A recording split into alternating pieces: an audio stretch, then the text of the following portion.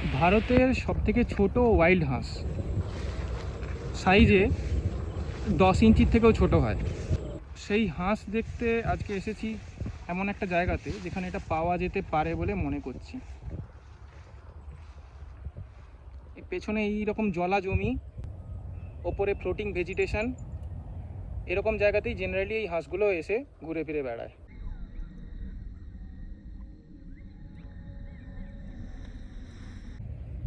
এই দূরে যাদের দেখতে পাচ্ছি এরা একটা লিটল গ্রিবের ফ্যামিলি, দুটো বাচ্চা নিয়ে ঘুরে বেড়াচ্ছে।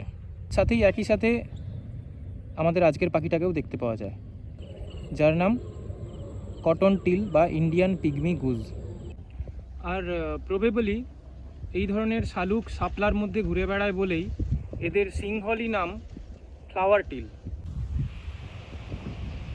ডার্ক গ্রিনিশ ব্রাউন বডি, নেকে ডার্ক ব্রাউনের রিং, ক্রাউন আর ফোরহেড ডার্ক ব্রাউন, বাকি মাথা, গলা, পিঠ সব সাদা। ফিমেলদের ব্রাউন একটু লাইট, চোখের ওপর একটা কালো দাগ আছে। ওভারঅল গোটা শরীর হোয়াইটের পোর্শন বেশি বলে এর নাম কটন পিগমি গুজ বা কটন টিল। পুরো এশিয়া, সাউথ ইস্ট এশিয়া জুড়েই এদের দেখা যায়।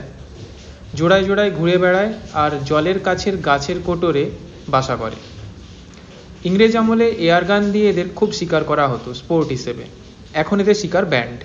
সারাদিন ধরেই খাওয়া দাওয়া চলে আর রাত্রে গাছের ডালে বিশ্রাম নেয়। এদের কিন্তু ডাঙায় উঠতে খুব একটা দেখা যায় না।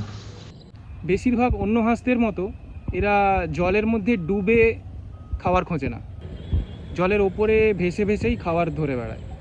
আর এর খাবারগুলো হলো ওই জলের ছোট পোকামাকড় বা জলের এই ভেজিটেশন। শীতকালে চিল্কা লেকে এদের কয়েক হাজার পাখির ঝাঁক দেখতে পাওয়া যায়। তাহলে আপনার বাড়ির আশেপাশের জলা জমিতে নজর রাখুন, হয়তো এদের একটা জোড়াকে দেখতে পেয়ে যেতে পারেন।